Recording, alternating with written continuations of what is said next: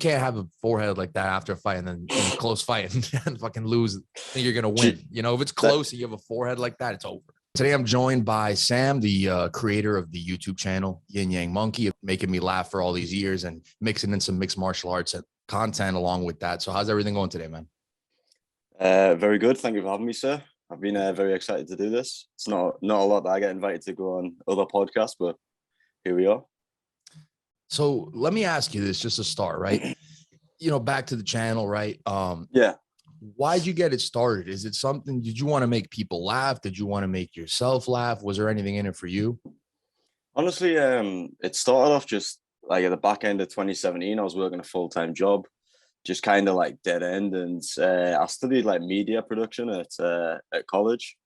So I knew how to edit videos, and I just thought I just love like podcasts, like just comedians and laughing. And yeah, ultimately the goal, I had no idea it would be as big as it is today, to be quite honest with you.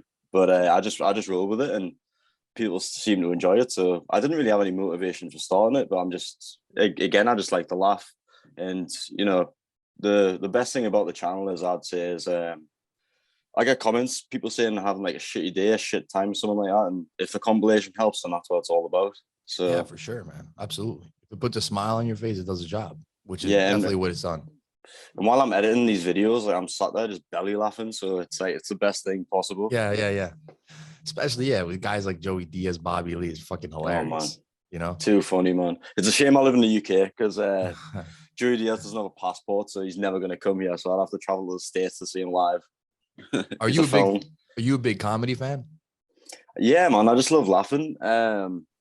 It's really since like the podcast. Like obviously it started off by listening to like Joe Rogan and stuff like that, and then I went down the wormhole with Joey Diaz, Theo Von, just all that crowd really. So it's really just from doing the channel, to be quite honest with you, how this like developed into like just a love for comedy. And you know, like even just when I'm with like my friends back home, like we're all just dumb, like we're cracking jokes. Just I just think the best thing about life is just having a laugh, really.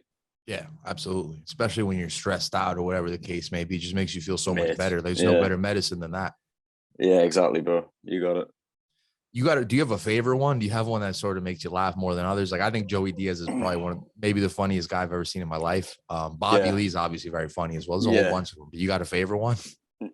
Probably Joey Diaz, just because like he was one of the first I got into, and like he's also as inspirational as he is like funny as well. Yeah. You know, like he didn't make it in his career till like late 30s, really, when you think about it. And it's like he gives hope to like other people, and it's just his like savage mentality that he keeps going. I think anyone can take from that.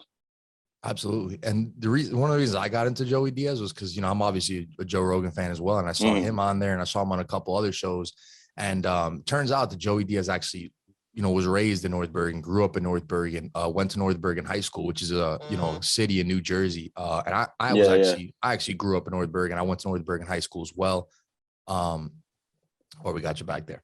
Yeah. So I actually went to North Bergen High School as well. So it's very relatable. And then you hear some of the stories, and then you got some people just think he's full of crap or he's making it up. Not many, but at this point, maybe more towards the beginning. But like now, you know, there's still a couple of naysayers out there, haters, but most of what this guy says is true. You know, a lot of the stories, you know, from people you may know around or just places you may know if he's not lying. So I think it makes it that much funnier.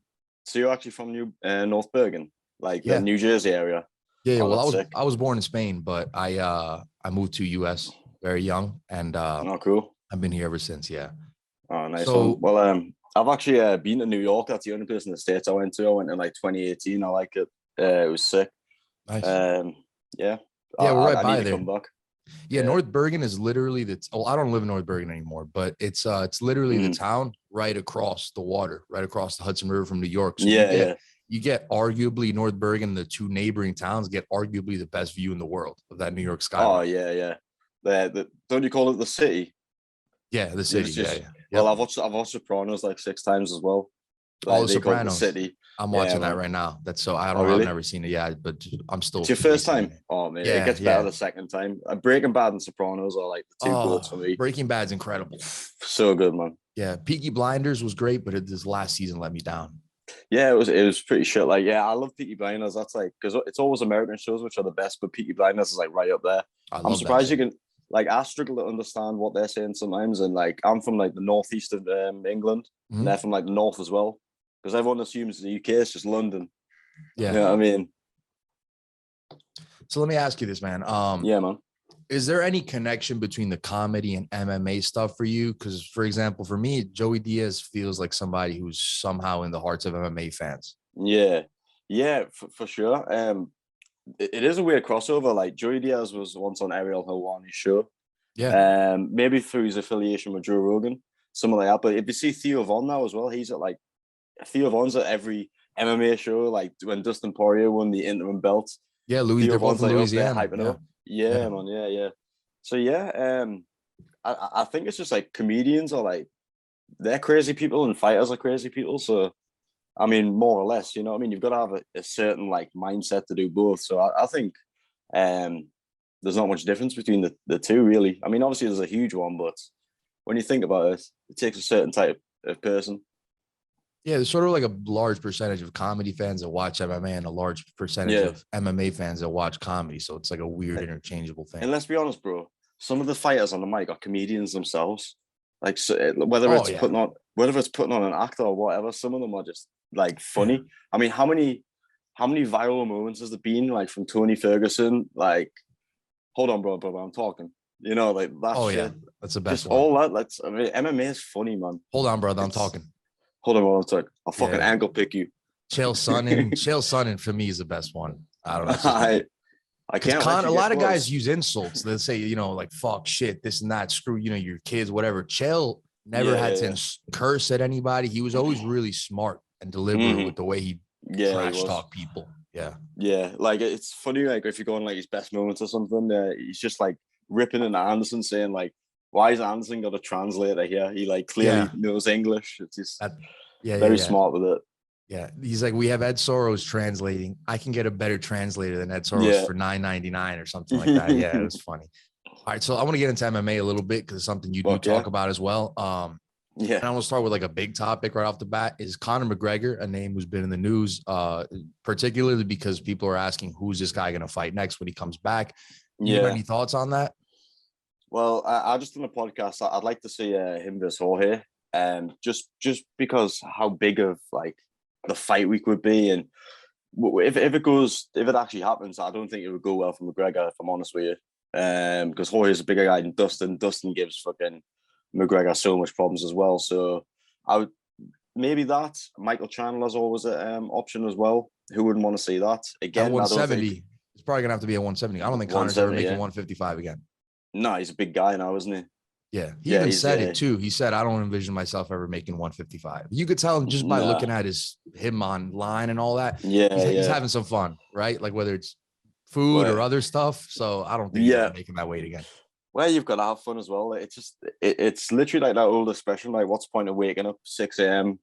in the morning when you've got silk sheets? Like when you've got that much money, I mean, this is a common narrative, but it must have some effect. Like, how can you? You know, he's just living a life of luxury, Lamborghini yachts and stuff, and you just don't have the hunger anymore.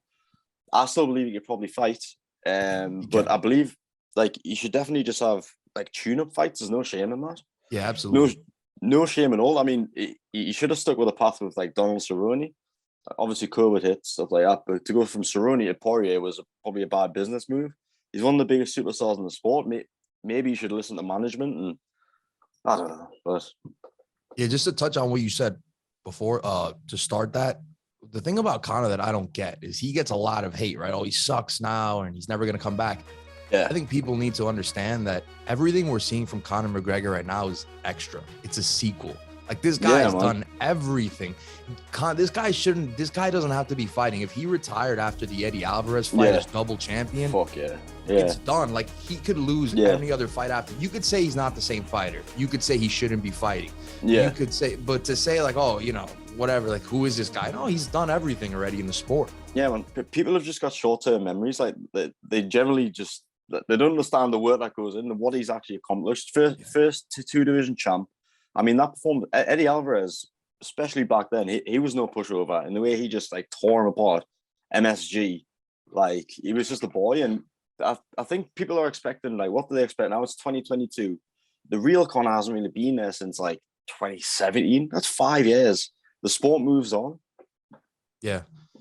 If you look at that Eddie Alvarez fight too, that's the greatest performance I've ever seen. And I'm not even going to say champion on a championship fight. I think just on any level, that was great because he was just looking like the guy couldn't touch him in that fight. The 4-punch combinations and the fight was nasty.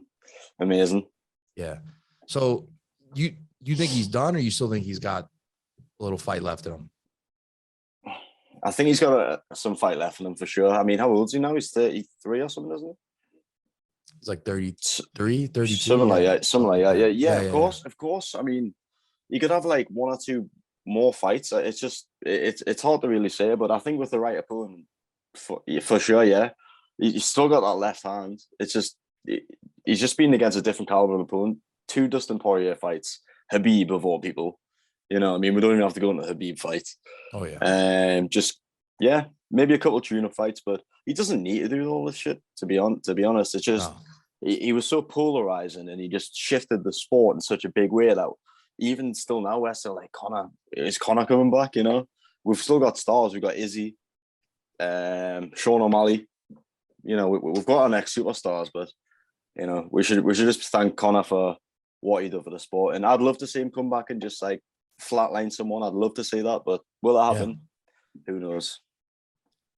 What's interesting too is I think he has to be smart about this and not. I mean, I think he has to realize, like, I've done so much in the sport. Like, I'm going to tame my legacy if I keep getting knocked out here. You know, some of my luster might be gone. So, like, let me just take the money and run, so to speak. One thing to wrap up on Conor is I made a couple videos this week, and I actually agree with you. I do think the Jorge Masvidal is a perfect fight. I also think Nate Diaz is a perfect fight, just because he wants to get his name in at 170. He wants to fight Usman. I mean, that's what he's saying, right? Which I think is crazy.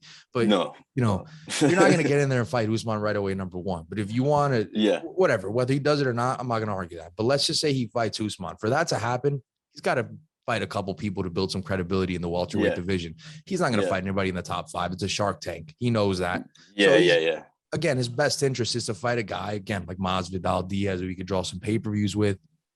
Maybe winnable fights. I think Diaz far more winnable than Masvidal, but Masvidal is more winnable for Conor, though, than anyone in the top 5 or anyone like that. Yeah. No, 100%, yeah. So I want to transition now to you got UFC 275 this weekend, 3 big fights on the card.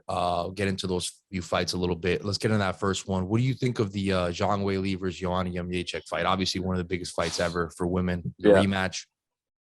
Very interesting. Obviously, I mean, the first fight, was probably the greatest women's fight I've ever seen in my life. Like, that shit was crazy, man. That was just before the pandemic. Yeah.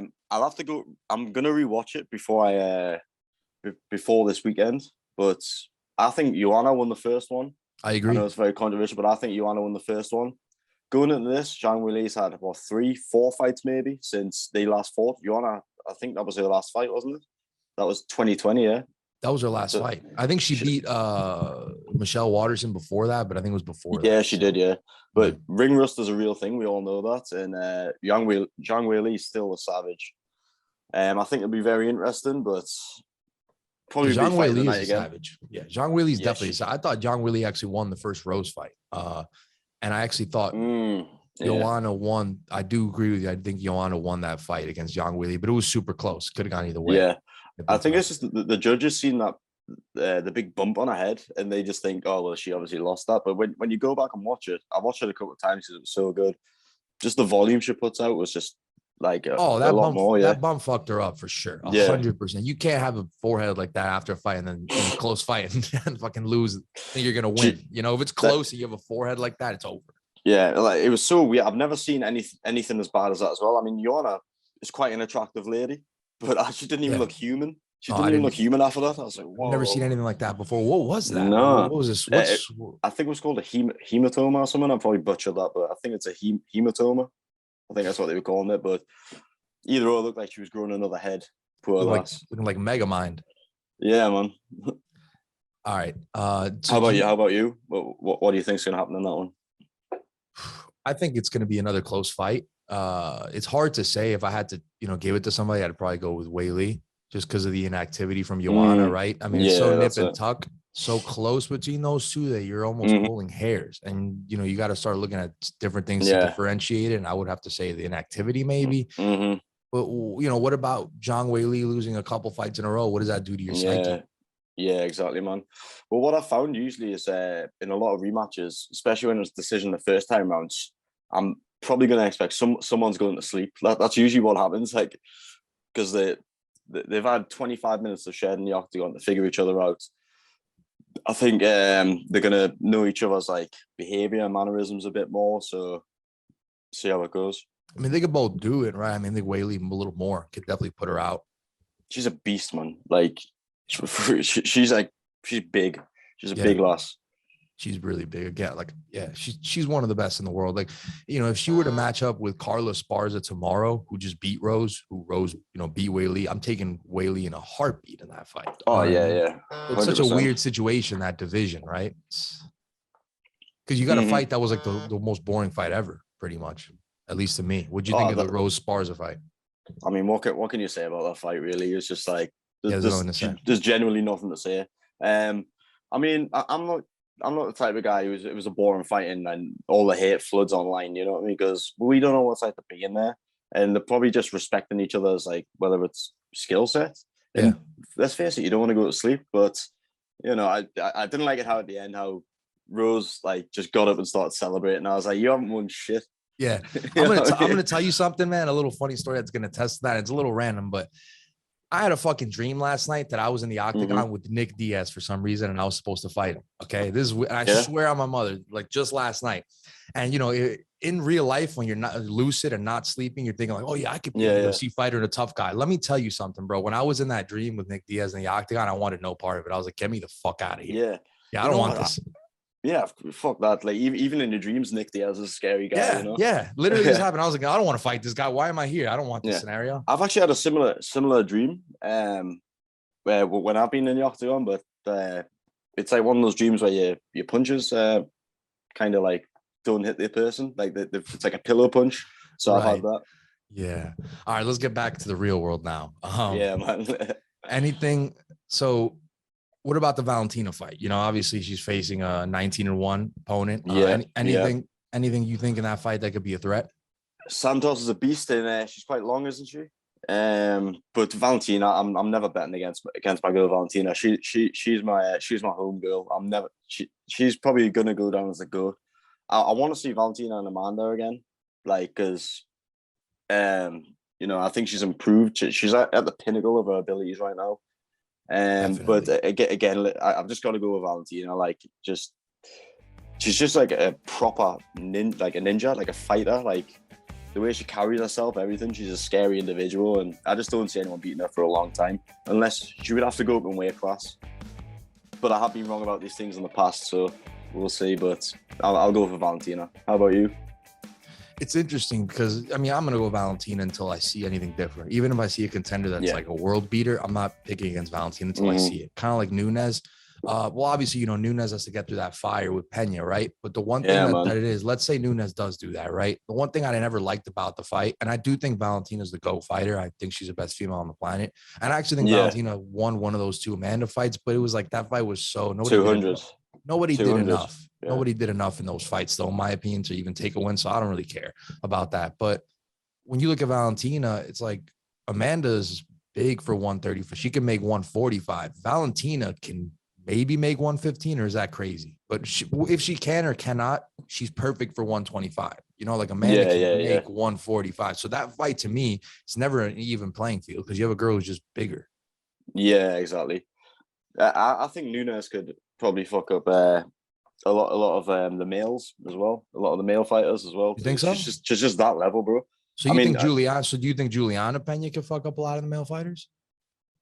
Well, she beat Amanda, so I don't know. I need to tread lightly because I don't think people would take too kindly. I'm just trying to say how good I think some of these ladies are. Valentina, definitely. She's an assassin. She's maybe a spy. Yeah, man, of course. Valentina could fuck up some flyweights, truthfully. Same weight. Just how technical she is. Yeah. So do you think there's anyone besides Amanda, say that could dethrone Valentina? Like, obviously, we got like Casey O'Neal's coming up, just beat her sister, Antonina. What do you think? You think anyone's there? I'm gonna stick with my guns. I just think Valentina's the one. She's like John Jones back in the day, and then Anderson. Nobody's getting close for me, bro. And I would agree. You know, I'm right or die with Valentina till the end. So now let's move on to the main event. What excites you about this main event? Anything you've seen Glover to share Yuri Prochazka? But to be honest, no disrespect for Glover, but I don't think it goes his way. He's done very well beating Jan, and you know, so happy for a guy like a legend, a veteran, finally getting the belt at what 42 years old, 42. Something like that. Yeah, good for him. But I just think, like, speaking of ninjas, this Yuri guy, I can't pronounce his second name. Prochazka. Yeah, Prochazka, that's the one. Yeah, like that spinning elbow on Dominic Reyes, man. Like he's just dangerous. He's nasty. Yeah, he's a bad guy. And you've got to think, like, he's relatively new to the UFC. What he done beforehand? I think it was back in his native country, Poland or somewhere. I know he's from the Czech Republic, but yeah, he's had some big fights, like in Rising with Nadim Nemkov. But like he's only had 2 fights in the UFC. Yeah, like he's Ozdemir and Reyes, KO. Flatline. Yeah, man, and those are flat lines. Yeah, bro. I think it might be the same script, but Glover's a tough guy. What if it gets to the ground, though? Well, what if it gets? He's fucked if the fight gets to the ground, in my opinion. Yeah, I don't. Dude, because Glover's got one of the best ground games, especially now. I mean, he's 42, but he's been working on that for years and years. He's got one of the best ground games in mixed martial arts. Of course. Glover gets on top of him, he might be fucked. It might be the whole Jan situation where he just gets his back and good night. Well, Glover done that to Anthony Smith as well, didn't he? Yeah, like Glover's done that to a lot of people. Absolutely. Yeah. Thiago Santos, Anthony Smith. Yeah. Jan Blachowicz. These guys, he gets these guys on the ground, and that's it. Yeah, you raise a very good point, my friend. But so it might just be one of those. If Glover can go through the fire, those elbows, those knees, like all that wild shit that Yuri does, maybe gets him on the ground. That might be his path to victory, but I'm going to have to go with Yuri for that one. But either way, I can't wait. I don't think I'll be staying up for it, though, because it's 3 a.m. in the UK, you know. It's a bit of a heavy shift. It's about 6 a.m. by the time the main event comes. I've done it many a times, but on a Sunday, like, fuck, bro. I thought I was unlucky for having to wait till like 12:31, but yeah. What do you do the next day? Do you just not look at the internet and then you watch the fights? Facts, bro. Yeah. Just record it. I mean, if it's like I'll stay up for like Izzy fights. I'll stay up for like if McGregor comes back. It just depends on the card, really. You know, I'll stay up, get a few beers, and go to sleep at 6 a.m. But what I usually do is just record it, wake up on the Sunday morning, don't even look at the phone, just load it up and watch it. Yeah, in the main event. Yeah, that main event is wide card, open. Rather. Yeah, and then the main event of 275 is wide open. I don't really know who's going to win that. It's close for me at least. Yeah, but that 205 division, though, I want to get into a little bit, get some, maybe not some hate, but it seems like it's been like a hot potato kind of wide open division since John Jones left. What do you think of that division? Do you like that division? I like that. I like all the divisions, to be fair. I don't think there's any stale divisions or anything, to be quite honest with you. But I like it a lot. I want to know what you think of this. I think Dominic Reyes should have been the champion a couple of years ago. You know, when he fought John Jones. So you think he won the Jones fight? He should have been champ. Yeah, man. I think Reyes got robbed.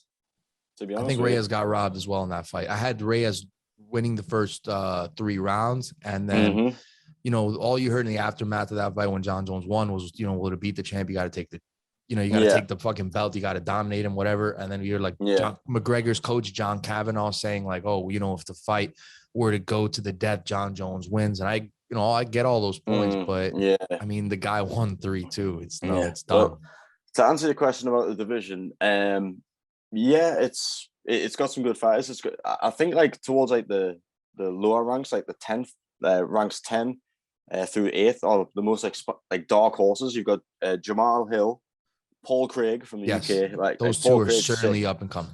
Yeah, man. Magomed Ankalaev.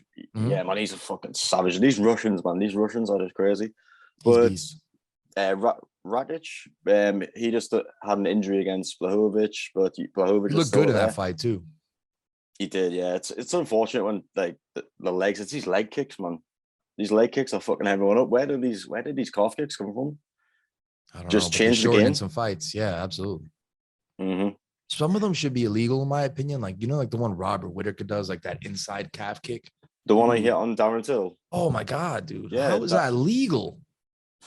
You're literally just caving somebody's knee in with your foot. Like yeah, that doesn't even it's seem like nasty. it's yeah. I mean, I'm sure there's technique to it, but that just seems like it's street fight move Yeah, almost. You know what I'm saying?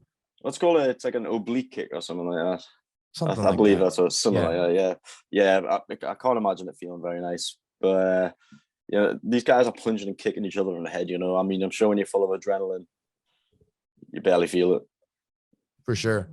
All right. So let me ask you this to start wrapping up here. How you're obviously what part are you from of England? Newcastle. Newcastle. What's the MMA scene out like? What's the MMA scene like out there, rather? I'm glad we're getting into this. It's bizarre. Well, I live in I'm not going to give the village away, but I live in a small town just away from Newcastle in County Durham. Oh no, it's a place called Stanley. I may as well because the gym, you know, Ian Freeman. You remember Ian Freeman? It's so bizarre because he's actually got an MMA gym. It's called Machine. He was called Ian the Machine Freeman, and he lives like 5 minutes away from me. But apart from that, there's MTK. Darren Till is signed. So is Tyson Fury at MTK Boxing. They've got a gym in Newcastle. There's loads of jiu-jitsu schools and stuff like that. But oh shit, I'm forgetting what this guy's called. He's from the northeast as well. He just fought Davy Grant. Davy Grant. He's really good. He's from Darlington. Yeah, he's like not far from us, but it's more UK MMA, which like UFC London just showed what we're about. You know, it just showed what we're about. He's coming. Dana rearranged a schedule. He's coming back in July. I couldn't get tickets, unfortunately, because UK fans are crazy. It was sold out in like 5 minutes, something like that. How many events have been in the UK this year? It's kind of insane already, right? Is it 2 or 3 now?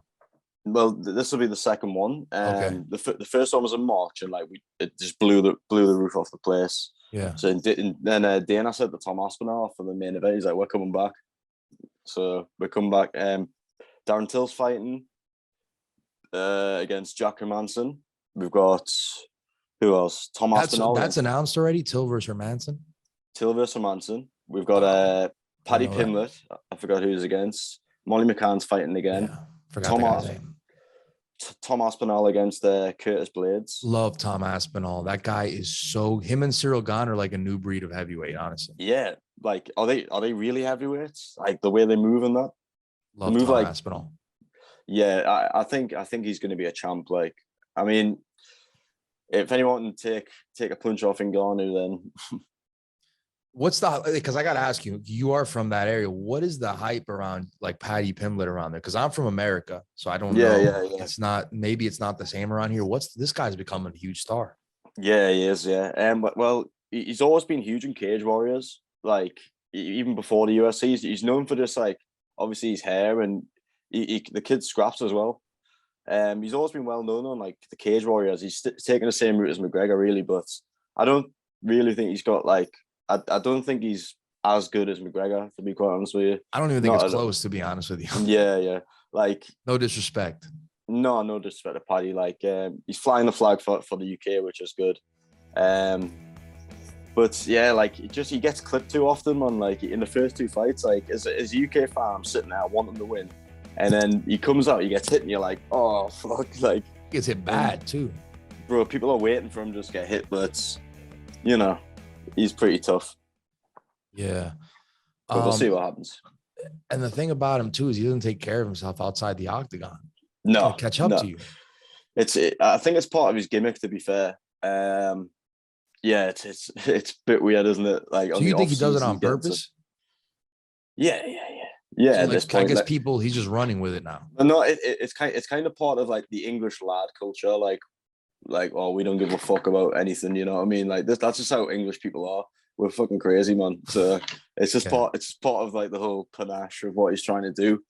And I think it'll take like for him to get beat to start acting like a pure athlete, because at the minute it's working for him. He's became a huge star. He's probably got loads of money now. Like, why switch it up? But I tell you what, if he gets KO'd, that'll switch things up real quick. Yeah, for sure. All right, man. So can we expect some more MMA stuff, more memes or clips of comedians, all that stuff? Well, yeah, man. I'm always gonna do the compilations now. Like I related to earlier. I think there's people who it makes the day sometimes. I guess like when they come in from like the shitty jobs and watch a compilation. I'm pleased I can accommodate that. But yeah, I'm really want to focus on the podcast more now because I'm almost at 100K, and which is actually just crazy to think of. But I just want to work on the podcast a lot now. It's just been for a lack of effort, to be honest. So I just need to focus and buckle down a bit more.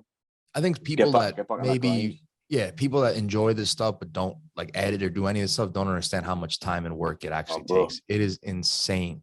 Yeah, man. Yeah, especially like when I'm going through podcasts are like 2-3 hours. You've got to fit that in around your normal life. But yeah, man, like it's a full-time job, legitimately. Bro, yeah, I wouldn't change for the world. I want to give props to you as well. I was watching some of your shit, and like, you're relatively new at this and you're killing it, bro. And I guarantee you'll make it very far. Oh, thank you so much, man. As someone who enjoys your content, it's great to hear that. Yeah, of course, man. Well, Sam, thank you so much for joining the show, and all the best going forward. Big fans of yours, so we'll always be tuning in. Appreciate it, Marcus. You have a nice day, man. Take care, brother. Cheers, man. Bye-bye.